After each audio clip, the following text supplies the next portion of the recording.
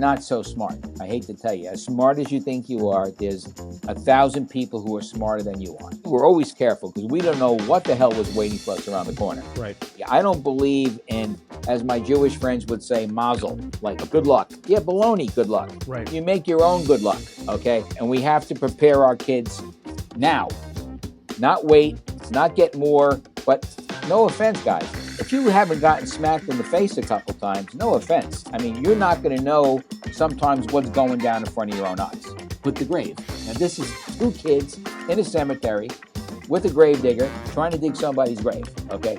Because you're not going to learn that inside elementary school. Keep your mouth shut, mind your own business, and only speak when there's specific things that you can actually answer. Our next guest is Dr. Rock Positano, a distinguished staff member at the prestigious Hospital for Special Surgery. Renowned for his non-surgical treatments of foot disorders, he graduated with honors from Yale University and later served as a clinical associate professor at the Yale School of Public Health. Dr. Positano's dedication to medical education is evident through the Positano Scholarship Fund, which supports future medical professions in non-surgical musculoskeletal treatments. He's been prominently featured in publications like The Times, where he's highlighted the dangers of cosmetic foot surgery and introduced the term pandemic foot during the COVID-19 crisis. A prolific writer, Dr. Positano has edited over 14 medical textbooks and authored notable books, including With Dinner with DiMaggio, detailing his friendship with Joe DiMaggio, and Street Smart, featuring insights from luminaries like Dr. Fauci and Arianna Huffington. We're excited to speak to Dr. Positano about his book, Street Smart. The Avenue of the Strongest is a podcast dedicated to exploring the lives and experiences of the most inspiring individuals from around the world. Each episode features interviews with fascinating guests who share their insights and wisdom on a variety of topics, including education, impact, motivation, health, and learning. Here are your hosts, Anayet Chowdhury and Vlad Suleiman. Well, gentlemen, it's my pleasure, and especially I understand you guys are from the hood. You're hood boys, correct? That is correct. Queens, Brooklyn. Well, I'm particularly enamored with that because I'm also a street boy who came from South Brooklyn and had the privilege of growing up in a very interesting environment during very interesting times of our country and of our history and of the history of New York City. So it's a lot of fun to be here and knowing what your ethos is for your reach, which is so fantastic. I mean, so many other people should really take your lead in learning how important it is to educate our youth, because that's really what this is all about, which is what Street Smart was all about. As you can imagine, my brother John Positano and myself, we grew up in a very different environment, very tough.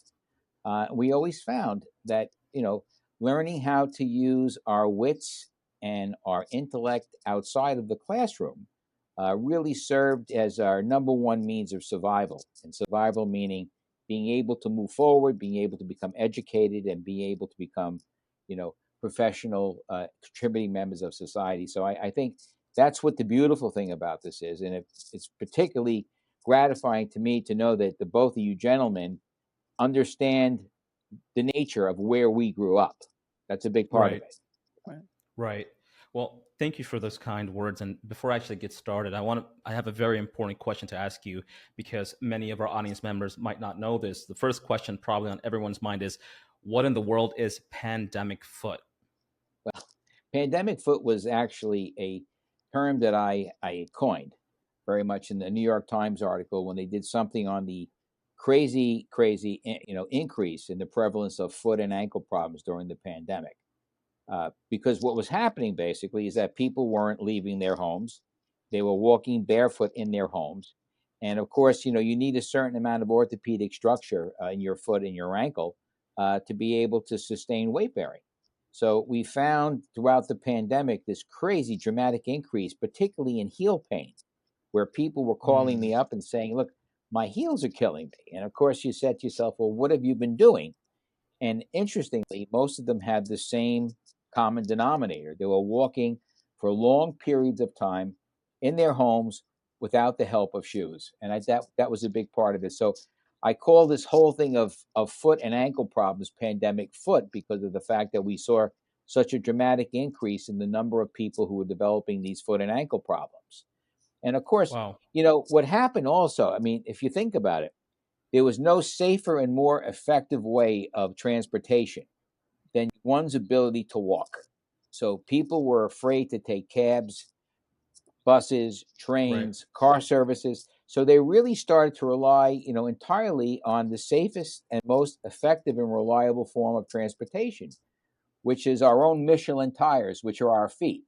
Now, of course, when you're increasing the amount of walking that you're doing, especially if you're not, used to this or acclimated to this, you're going to develop these classic overuse injuries. So I said to myself, and to some of my colleagues, including Dr. Tony Fauci, I says, Tony, I think we have something here called pandemic foot. And he said to me, Rock, pandemic foot? I say, yes, Tony, and it doesn't involve putting your foot in your mouth. It has a lot to do with the fact that you're walking and standing a lot more. So in that respect, that whole concept and that whole coin term of pandemic foot took on a whole new dimension. Well, here's my next question then, because I don't ever wear shoes or sneakers in my apartment. Should we be doing that? Do you do that?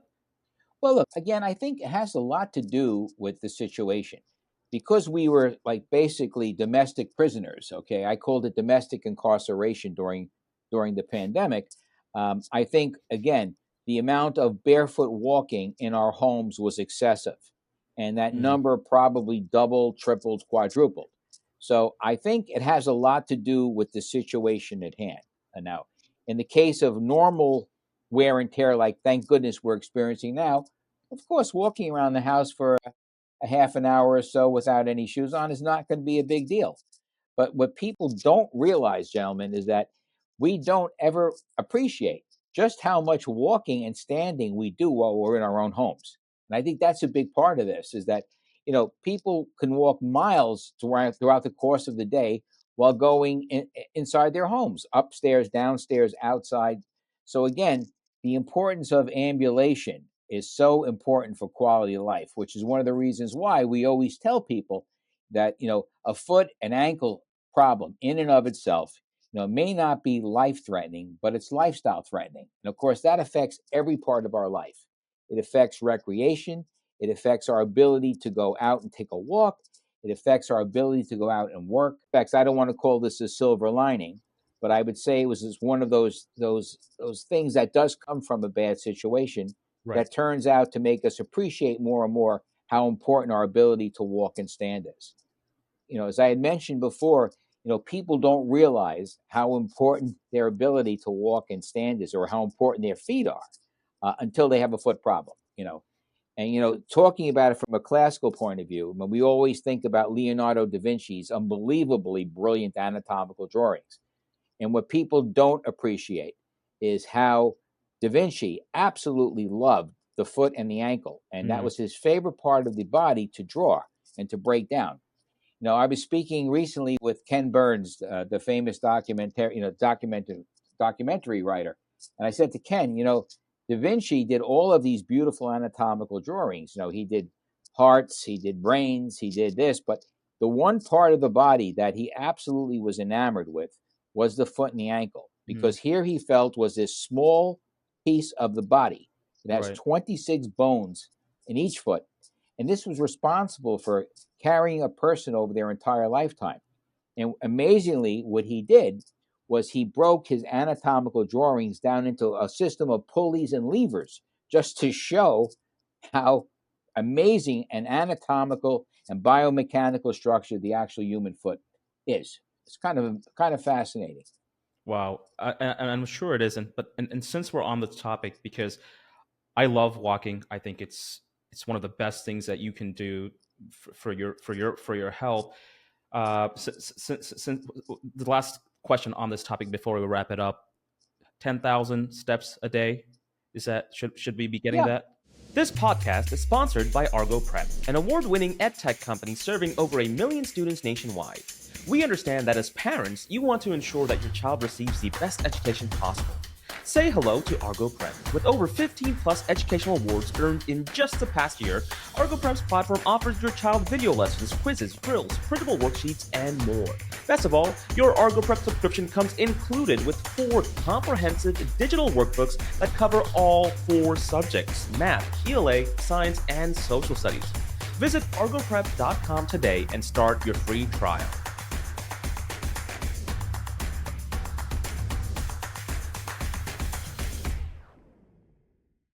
Actually, anywhere from 10 to 15,000 steps a day. That foot has to make contact with the ground. But of course, what another really important part of that is that the ultimate shock absorbing system is the foot and the ankle. So if the foot and the ankle are not working properly because of some mechanical derangement or some problem orthopedically, not only is that foot suffering and taking a beating, but you darn well know that it's going to be transmitted up to the next available joint, which is pretty much the knee, the hip, and the back, which is why now we look at a whole different perspective when a person presents here at the hospital for special surgery for a knee or a hip or a back problem. You know, we've trained our colleagues to always look at a person's foot because that is the pedestal of the body. That is the architecture. That is the shock absorbing solid rocket booster, whatever you want to call it, part of the human body. So in many respects, again, in terms of overall health, the foot and the ankle serve in so many capacities. Now, of course, you guys may or may not realize this, but I did a textbook a couple years ago called Systemic Disease Manifestations of the Foot and Ankle, where you're able to unbelievably be able to diagnose close to 300, 400 conditions just from looking at a person's foot. And I'm talking about neurological problems, cardiovascular problems, dermatological problems, mechanical problems. And the reason why is because the foot is considered to be a mirror of systemic disease. Which is kind of ironic because most of us, when we go to our internist, we go there and they'll say, well, take off everything but your shoes and socks, which is interesting because that's where a lot of the information that we're looking for actually has to come from. So, and I think in many respects, appealing to your listeners and your viewers, for those that are considering, careers in medicine or mechanics or orthopedics, I mean, if anything, what we're trying to do is create a whole new perception of why it is so vitally important that a person be able to keep their foot and their ankle health completely in order. Wow, that's incredibly insightful. I want to go ahead and jump into the next topic, or else I'll be here talking about this forever, which it's going to be the foot interview. Exactly, which we can totally do. But I would love to talk a little bit about book smart and street smart. So we often hear terms like book smart and street smart. While many of us have a classroom education, the streets teach a different curriculum. So how do you define being street smart, and how does that differ from being book smart? Well, look, street smart has more to do with interaction, okay? And as you know, when you deal with problems in life, you could look at a book or you could refer to a book to say, well, X, Y, and Z is happening. How do I approach it? Like in math or in, geography, etc. But looking at a book doesn't teach you how to interact or interface with people or with situations, okay? And that's where the street smart component comes in. That's where basically knowing how to interact with people, learning how to read their body language, learning how to see whether or not what they're saying to you is consistent with things that they've said before. These are techniques that have to be developed and honed only really from experience, because you're not going to learn that inside elementary school. You're not going to learn that in a class at New York University or Yale or Harvard, okay? The only way you're going to learn that is to basically go out into the schoolyard, interact with people of all different backgrounds, both good and bad, and either love these people or have them beat the crap out of you. I mean, that's pretty much what we're talking about here, And it's an instinctual thing. It's very much instinct. And these are things that you cannot learn in a book, and that's the one thing about street smart. And one of the reasons why my brother John and I felt so strongly about this is we feel that a lot of our youth today have superior in-school learning. I mean, they have computers and technology and everything else, But what they're losing and what they're lacking is that they don't have that ability to spend the time to go out into, we call it, quote, the schoolyard of life, okay, Right. and learn what it's like to be lied to try to be deceived, to feel whether or not somebody's being on the square with us. And that's an invaluable learning experience, you know. And, you know, one of my friends many years ago, there was a fellow named Madoff, okay, who wound up, you know, unfortunately stealing from a lot of people. Right. And one of the things I knew a couple people that were involved with him, and one of the things they said was that we didn't know how to read this guy. You know, we were kids that came from affluent families. We went to Ivy League schools, but we weren't able to read his body language. Where there was one person particularly who, within 5-10 minutes, when he went into Madoff and shook his hand, he just felt it. He says, "This is not real. I cannot believe this." Wow. And he always tells me that the reason why he was able to not get involved with the Madoff situation was because he had street smart. And it was an instinct. It was a feeling. It was something that was just inside his gut that said there's something not right about this. Wow. Now, a book smart person would say, well, this is amazing. Look at the return on the capital here. Look at how much money he's making, blah, blah, blah, blah, blah. But look, the person that went out into the street, that went into the schoolyard, that was constantly trying to be hustled by somebody, would say, you know what? Something doesn't feel right about this. Right. It's an instinctual thing. And I think that's the difference here, is that when you're street smart, you develop an instinct. You could tell when a person is on the square or whether or not they're full of shit, basically. And I think that's the difference. And again, I don't in any way compare, you know, my formal academic education to you fellows. I mean, there's no question about it. You know, the amount of information that people gather over time quadruples. So, right. I mean, you know math more than I do. You know geography better than I do. You know world politics maybe better than I do. But the one thing that today's youth does not have, and I'm talking about from elementary school up, is they do not have that exposure to know when something doesn't feel right or taste right. And that's what Street Smart was all about, to help bring some awareness to this new group of kids that are going to be our future, like guys like yourself, okay? You know, here you are, you know, you're super smart guys, you know, you're bright, you're articulate, you're ambitious, you have a vision. But no offense, guys, if you haven't gotten smacked in the face a couple times, no offense. I mean, you're not going to know sometimes what's going down in front of your own eyes. And I think that's really what this is about. And this is not in any way saying that today's youths are inferior. But what I'm saying is that we need, as people like myself and my brother and a lot of the people that contributed to our book, they say the same thing. We have to be able to impart our knowledge.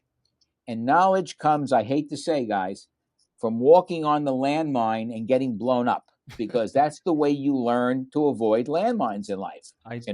You're not always going to be able to be successful, and John and I talk about that in the book. I mean, I don't know, if I'm in a foxhole, I don't want a person next to me who's never had real experience of being shot at, or who's never had a sense of failure. I want the person, whether it's a man or a woman, to have fallen on their face, to have had the crap beaten out of them, but knew enough, had the inner strength to know how to get up, deal with the problem face on, learn how to deal with it, but more importantly, know how to never ever step on that landmine again. You know what is funny is that nowadays parents, they, with all their heart and power, try for their kids to actually escape, for their kids to be on the streets. And you are saying it's from a different approach. It's better to push their kids to the streets and be educated to be a smart, street smart. This is, well, again, I think that has a lot to do with the geography. Now, a lot of the Manhattan kids, they're a little more coddled. I mean, they go to private schools, and they have these great lunch breaks, and they have tennis outings, and they have lacrosse games. And don't get me wrong, that's all nice, okay? But look, you're not going to learn whether or not you're going to get hustled or bamboozled or deceived by having that always perfect interaction with people like yourselves, who have class and who have integrity and who have honor. And unfortunately, that's not life, especially these days. And what I'm concerned about is the future. I mean, how are our kids right now, who we are coddling, because we don't want to see them, quote unquote, have the bad life that I had. I was out in the schoolyard till 10 o'clock at night. Well, how are they going to compete with the kids that are being raised overseas in environments that are far more difficult, unstable, hostile? Let's face it, these kids overseas are our future adversaries, okay, are people that unfortunately are getting better, quote unquote, street smart training than our American youth right now. And that's my concern. Wow, it's a very interesting point, because I do share the same sentiment, but it's very interesting because, first of all, let me backtrack. So I grew up in poverty. We failed a billion times. I mean, we've made so many mistakes, but we've persevered. We're now 10 years into building our company. However, I have a daughter. I'm about to have a daughter 2 months away, and I am thinking how to make sure my daughter has a perfect life and be safe and not struggle and have whatever she wants. But That's since a we're having this very wrong conversation, approach. I'm actually, yeah, it's the wrong approach. So what the hell is the right approach? Well, that's the thing. And I think it has to do, first of all, that's very admirable of you. Because look, as parents, as I alluded to earlier, we never want to see our kids struggle like we did. Right. I mean, I came from a very poor environment. I grew up over a shoemaker's shop. Okay. My dad didn't live very long. My mother was very, very, hardworking. We had no money. I mean, I went out to work when I was 10 or 11 years old. I started my own businesses, and I did it because I had to be resourceful. Otherwise, I would have nothing. Right. Whereas a lot of my contemporaries, they had very nice lives. Their mom and dad would pick them up from school. They make them lunch every day. They put them in their little lunch boxes. Me, I'd grab a sandwich. It was in aluminum foil. I'd eat it on my way back to school. Right. And I think, as bad as it was back then, alluding to maybe one of your concepts, I mean, I think there's nothing wrong with having this type of a life. I think if it's done in a certain way, and if a person has a certain perspective, they could use that to really, really benefit their career later on. I mean, I call it eating off a handful of rice. I mean, I could always eat off a handful of rice. Right. It didn't matter. I mean, right. and again, not to break it down to that, but does America's youth right now, okay, that we're trying to coddle, do they have that ability? If they had to live off a handful of rice, could they do it? And let's face it, guys, we three of us know it. It ain't happening. It's a good point. We know that. Okay. And in terms of you with, a daughter on the way, of course you want to make your kid's life better. But I also appreciate it's our responsibility to teach them that, the new definition of success, okay, is now not necessarily monetary, but it's survival. Considering what we've been through the last 3 or 4 years, we define success as survival. This is what we're talking about. And we have to prepare our kids now, not wait, not get more, video games. And I don't know, half these things I never heard of. These kids say, "Oh, you never saw this, Dr. Rock?" I said, "No." I said, "Boy, you must be a square." I said, "Yeah, I am a square."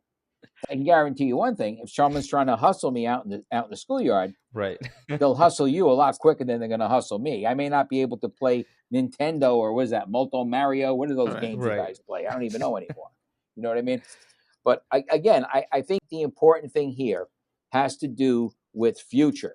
We need to prepare our youth. We need to prepare all the parents and all the kids that are fortunate to have a program like yours to teach them there's another dimension you cannot ignore.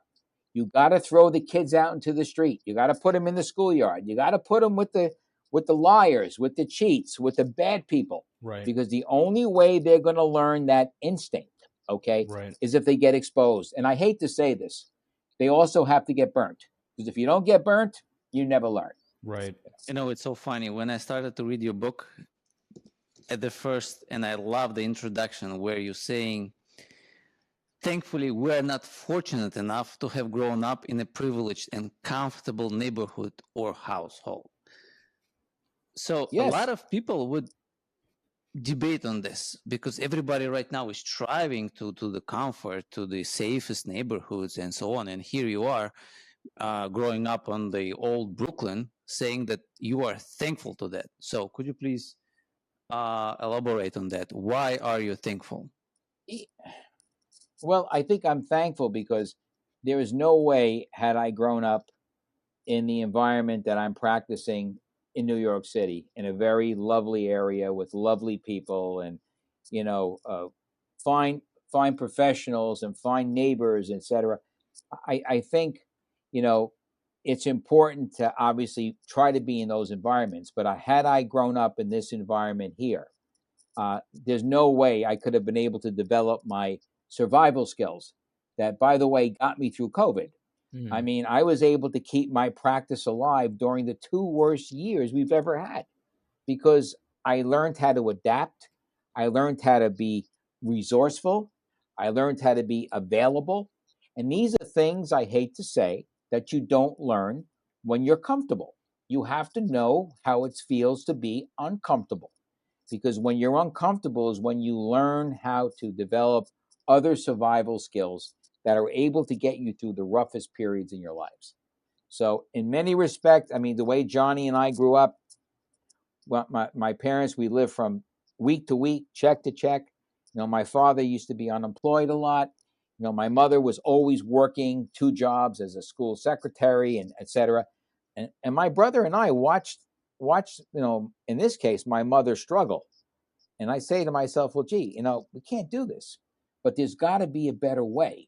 And the better way is not to sit back and expect that the world owes us a beer. Okay. Right. You have to be a go getter. You have to be proactive. You have to go out and you have to meet the problem head on so that you play the problem. It doesn't play you. Be, like I said, proactive is the key here. And proactive is a big part of being street smart.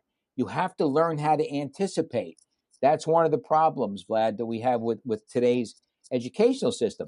These kids are not taught how to anticipate. Right. Like if you think there's a possibility, I mean, we call it what's around the corner phenomenon. Okay. I mean, we used to have a sixth sense. Let me tell you something. I don't know, when we were growing up, we were always careful because we don't know what the hell was waiting for us around the corner. Right. But you could be darn sure that we always approached it with caution and we always considered, okay, what could be there? And when I mean around the corner, it could be circumstances, people, situations, etc. Okay. So in many respects, growing up the way John and I did in a very, very tough part of Brooklyn with hardworking people, but also a lot of people that used to try to run scams, you got your education. You know, and that was one of the things I hope you had a chance to appreciate what Judge Ed Torres said in his introduction. I mean, he's the guy that wrote Carlito's Way. And he spoke about the fact that, hey, this is a different world today. And he used to adjudicate a lot of his cases in the Manhattan Supreme Court based on his instinct, his street smart, and his fairness, which are the things that you like to grow up with when you grew up the way we all grew up as kids. Let's transition to luck and skill. Okay, so I love there is a saying, luck is what happens when preparation meets opportunity. And in your book, you also talk about the seizing the luck. So what's the difference between the being lucky and being prepared? Well, I think being prepared sets up being lucky. I don't believe in, as my Jewish friends would say, mazel, like good luck. Yeah, baloney, good luck. Right. You make your own good luck, okay? Which means it's based upon experience. It's based upon understanding the potential situations that could arise. And Judge Torres said the same thing. He goes, look, I mean, you make your own luck, but when we say luck, we're not talking about luck in the sense of, hey, I just got lucky. I won $5 billion in the lottery. Right? That's what and I think being prepared, okay, and being open-minded and being able to look down the road based on your experience is a form of luck. And that's the luck that we create. And then often what will happen is that luck that we create, which is based on all good premises, okay, turns out to be the right decision that allows us to either A, survive, or B, to advance. So that's a good point that you bring up. But again, luck is one of those things that's multifaceted, okay? And it's not the luck, as I had mentioned earlier, that, okay, I just won $5 billion in the lottery. You know what I'm saying? You know, it's so funny. Just a couple of days ago, I was speaking with one of my friends, and he was complaining to me how he can start the business, how he cannot do this, find a job, this and that. And I'm saying, come on, everything is in your hands. Okay, go to YouTube. You don't know anything, go to YouTube, learn it, take some book, this and that. And then he started to tell to me, you know, some people, they just don't have mazal. This is exactly what you said. That's it. He doesn't have mazal. That's it. He just have to go cry in his bed. Yeah, and again, again, speaking about luck or mazel, however you want to describe it. I mean, people who think they're going to wake up one morning and they're going to hit that lucky star, honestly, you're delusional. Yep. Okay. And actually, you're going to wind up being a loser, because people who think that I have to wake up one day and, wow, I'm going to do this, I'm going to do that. It doesn't work that way. You've got to put the time in to set up the situation. Okay. That's what we mean by luck, that you're lucky enough to be smart enough to have had a bad experience or a good experience and be able to set that in motion. Now, I want to go ahead and talk a little bit more about the School of Hard Knocks. So traditional education has its merit, but there's a world of knowledge outside of this walls, which we were just speaking about. Now, you mentioned lessons that schools and universities don't teach. Can you share one such lesson that you believe every young person should know today? And I know we talked a lot about developing this instinctual a path to understand if we're being played or lied to or so on and so forth. But what is that one lesson? And if that is it, let's just say there's a Gen Z individual watching this right now. What action can they take right now to develop these skills? Well, I think the first thing to realize is you have to admit that you're not above everybody. Okay. You're not so smart. I hate to tell you, as smart as you think you are, there's 1,000 people who are smarter than you are. And actually, one of the really, really great people that I had a chance to get to know very well in the last year is a very well-known comic from Brooklyn named Andrew Dice Clay. Now, he's amazing, this guy. I mean, he has a sense of feel. He has a sense of understanding situations, and he has a sense of knowing how to interact, okay? And I think in Dice's case, we were talking about this whole thing. I mean, like, what do you do in cases like this? Now, specifically, if you had to ask me, like, what are we looking at here? Again, I think it's the ability to know how to read. We call it reading the room. Read the situation. Look around you. See what's going on. Mm-hmm. Dice and I were saying, listen to people. Listen to what they're complaining about, because the answers that we're talking about are really right in front of us. Just that we're either too proud or too stupid to realize that what we need to know is exactly in front of our eyes. And one of the problems we have today in America is we do not listen. Listening is one of the most important parts of learning. And I think the big thing that we're alluding to here is that we need to be able to start to listen better. And listening means I may not agree with you guys, but it means that I'm going to hear your point of view. And I'm going to also be able to pick up strong points and weak points from my perspective. Like, okay, well, Vlad mentioned something and say, you know what? I'm not really good in that area. That's something I really need to be more careful of. Right. So I think that's what we're talking about by learning how to read the room, or in this case, read the situation, read the whole picture, okay? And I think because of our relying solely on in-classroom education, we lose that ability to, quote unquote, read the room. And that's where this whole thing about instinct comes in, okay? Instinct is something that you have to develop. Right. Everybody has instinct, but it's those of us who learn how to develop that instinct are the people that wind up surviving, thriving, and doing well. I 100% agree with you. The fact that we no longer know or understand how to listen. We actually had a fantastic podcast with Julian Treasure, who did a he did a TEDx. He's, I think, top 5 most watched video there with, I don't know, 100 or 200 million views. And you're right, though. A lot of people don't know how to listen. Listen, and when I mean listen, it's not just listening to somebody, it's really understanding and then knowing the questions to ask. And I think this is our schools do not teach students on how to properly listen. I think this is that this is something that I'm a huge fan of, that we really do need to change. Well, I know in my own practice, one of the things that people do like about me is that I'll walk into a room, I'll immediately shake hands, I'll immediately make eye contact. They can feel through my handshake I'm happy to meet them. But then I listen.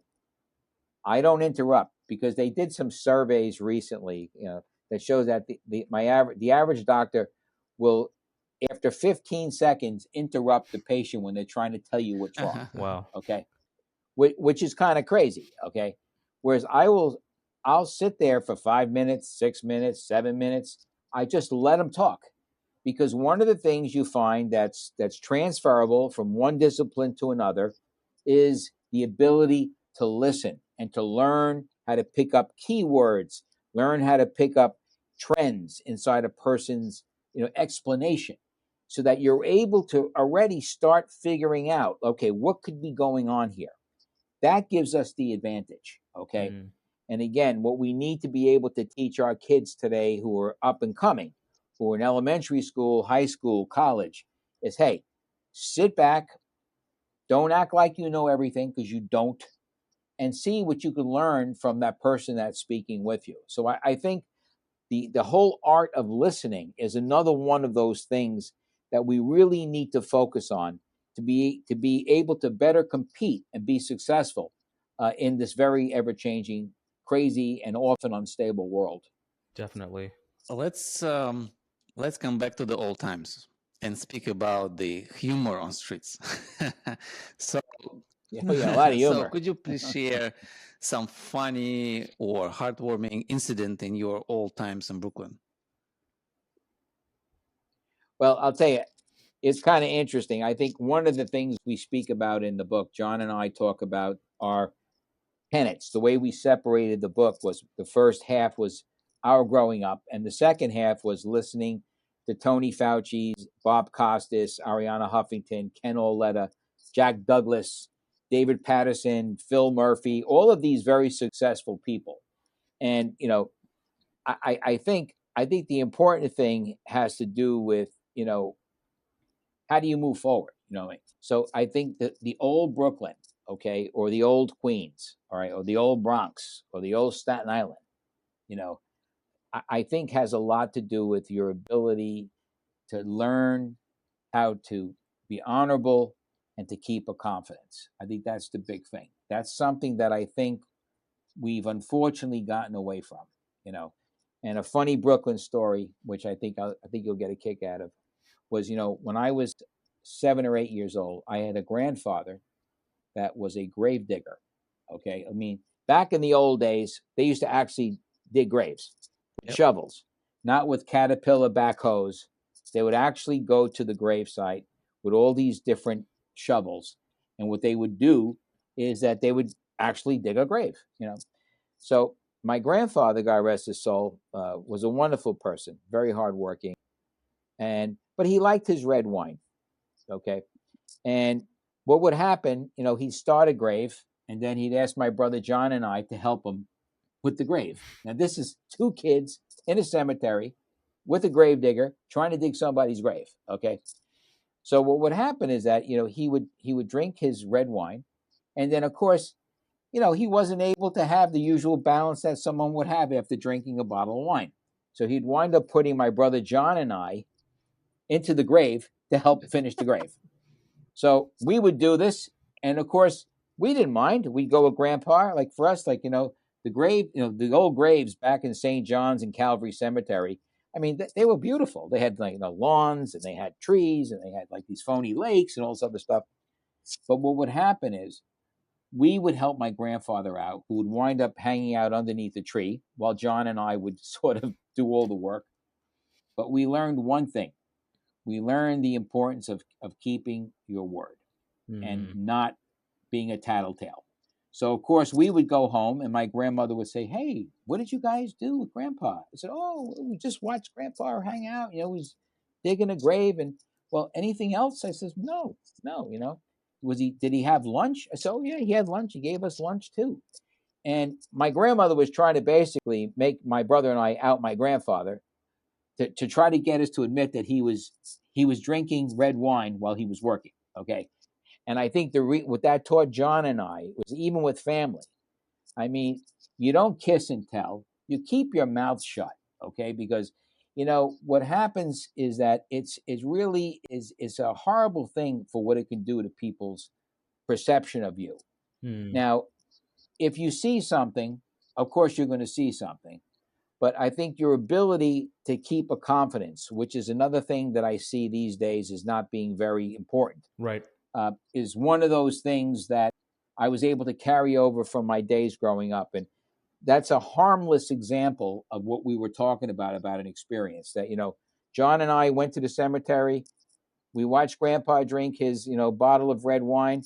We helped finish the job in our own little way, but there was no way we were going to rat Grandpa out to Grandma.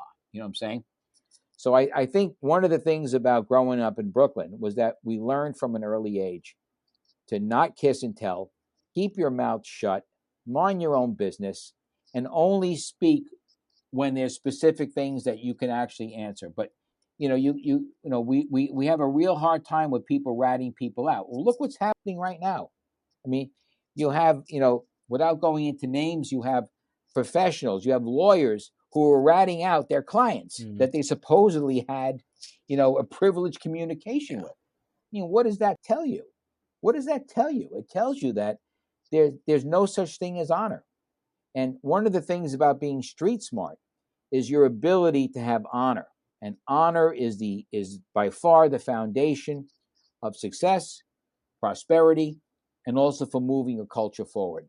So, I mean, again, I was not trying to digress, but using that example of my grandfather, of us not ratting him out, that he was obviously enjoying the fruits of someone's red wine, okay, is a perfect example of what we were talking about. And this was our grandmother. We wouldn't rat my grandfather out to my grandmother. How old were you?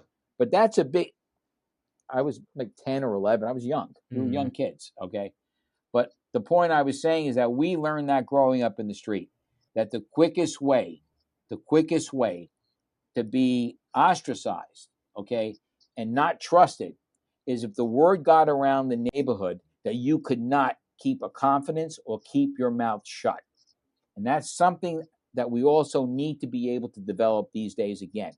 And that's where kids who are in the schoolyard, who are out in the street, who are out learning with people, that's where they learn to develop these types of skills. There is and I'm sure you guys too. I mean, from your various cultures, I'm sure there has to be, a similar an analog where you said, look, I mean, we keep our mouths shut. We don't tell people unless it's something, God forbid, criminal. Then of course, you have to be a good citizen. You live by the Constitution.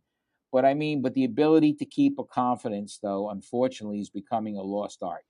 Without a doubt. And I agree with that actually 100%. And even to go more on to your story, this reminds me a lot about loyalty. And I think the younger generation has lost that. And loyalty and your word and your bond, that it means everything. And I think that as a society, we no longer believe in that. For example, what do I mean? In the workforce, when things are great and companies are doing great and they can pay you your salary, that's great. As soon as you hit some trouble, let's just say in our business, as soon as we hit trouble, let's say, because it's a cycle, right? That's it. The loyalty's gone. There is no people out there anymore. There are, but it's hard to find those people that are willing to ride the wave with you. And that is so important. I've seen it firsthand many times. It doesn't even I'm matter looking how for hard people you that can are motivate loyal. them. It doesn't matter. Well, It's a financial transaction. Mhm. It's a financial transaction. It's we're more, we need to be more selfish. That's the message that is spread across the media. And I'm not saying that they're wrong, but I am saying we've lost this notion of being trustworthy, staying there and riding the waves. As soon as it gets hard, people now tend to jump ship more they often. bail. They Exactly. bail. They bail. Exactly. And let's face it, the old story is that who your friends are when the first shot is fired. I hate to Right. say it. Right. And without going into any names, there was one very, very, very high profile news person who was amazingly talented. Okay. And, he was accused of something, but of course, it wasn't proven to be true. And yet all of the people that he did favors for and he helped out in so many ways, they all ran for cover. Okay. And one of the things this person loved about me is that for every day, for 6 months, I would call him up to ask him how he was doing. He never forgot that. Because you know why? Nobody You else have to did. be true and Yeah. loyal. And let's face it, nobody is perfect. I'm sorry. We That all is make true. mistakes. We all make mistakes. But like you had mentioned, though, the minute something goes wrong, they run like rats. That's the term we use in the street. They run like rats. They abandon ship. They run the other way.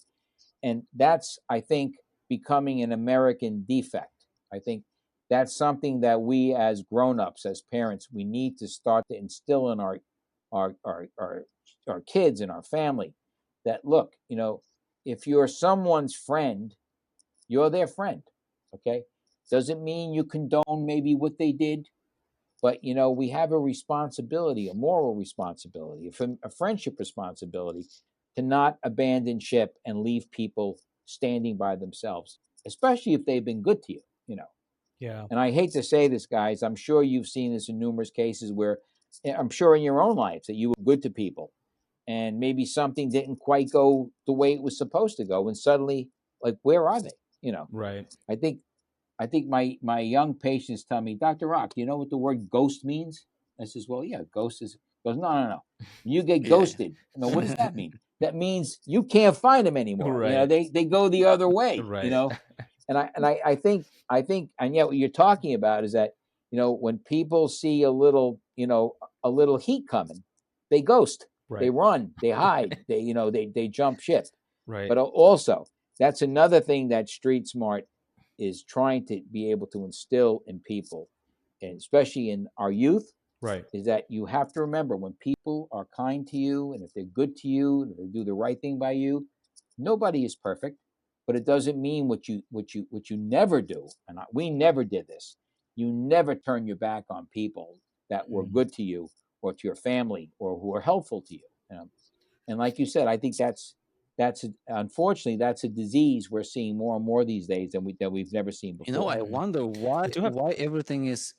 I mean, why we lost all this, taking into account that there have been a lot of people like you back in old times who are having this loyalty, who are having this, energy and all these views. Where they all gone?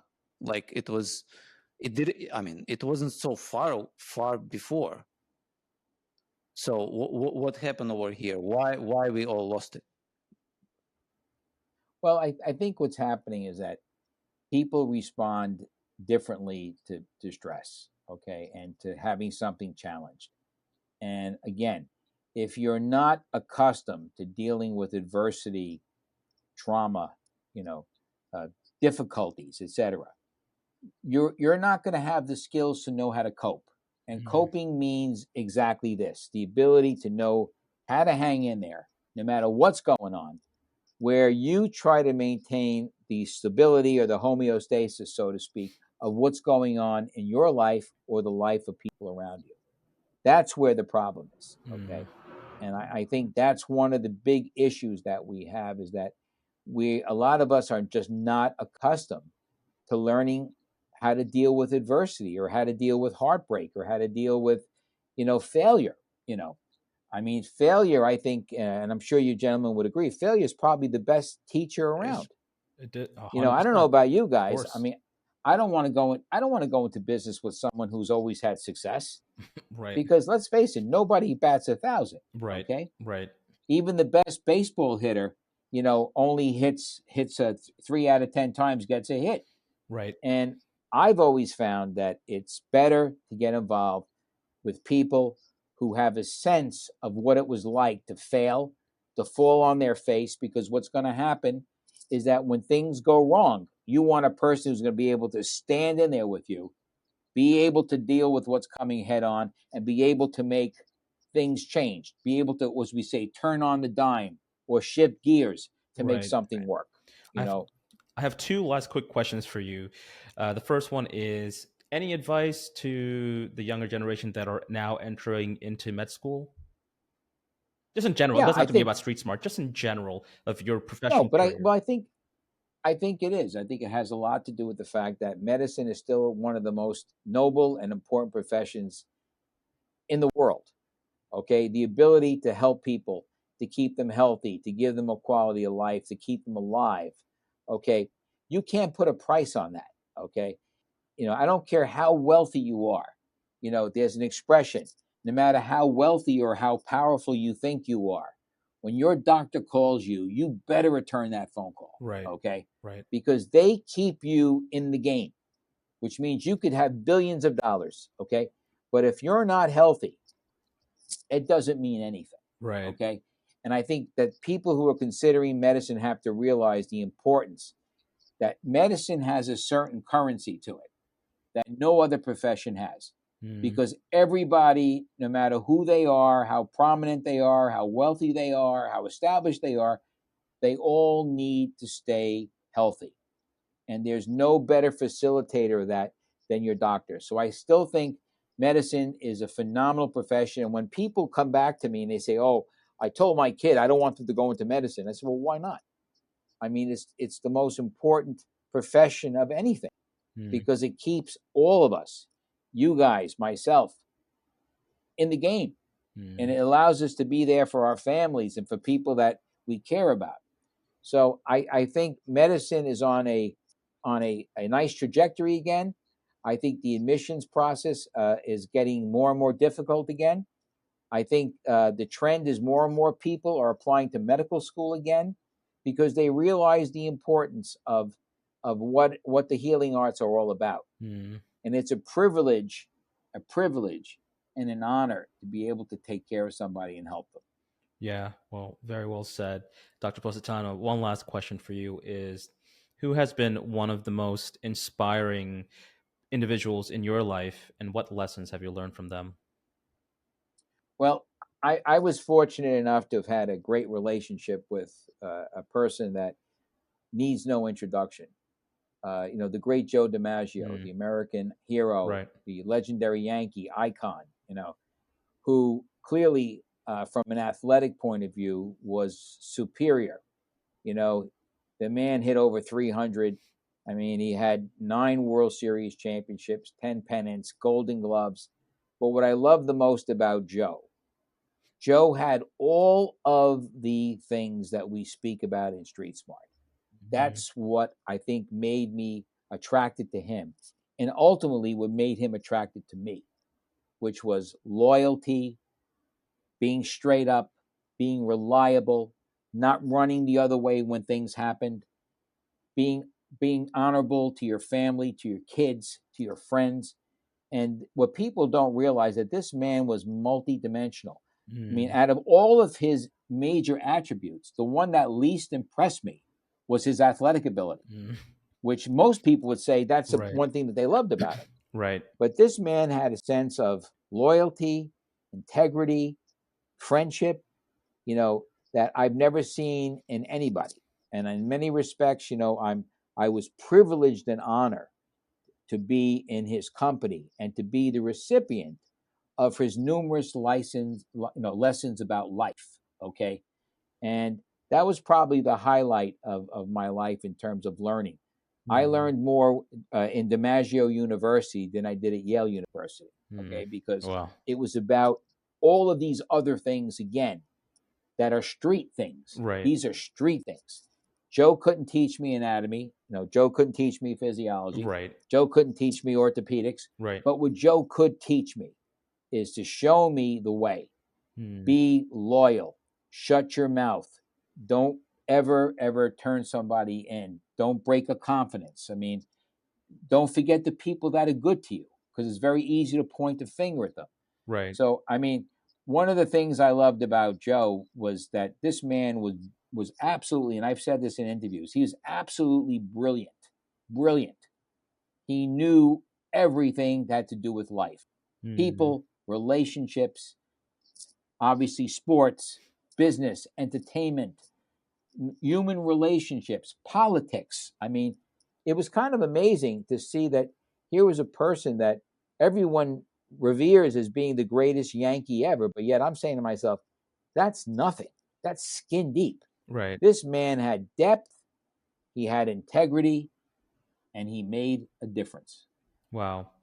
Well, Dr. Rock, thank you so much for this wonderful conversation. I do want to let our viewers know, if you don't have the book yet, and if you're looking to see where to get it, be sure to check out Dr. Positano's book, which is called Street Smart, The Primer for Success in the New World, available on channels like Amazon, and I'm sure you can find it on many other online stores as well. Thank you so much, Dr. Positano. It's been an absolute pleasure.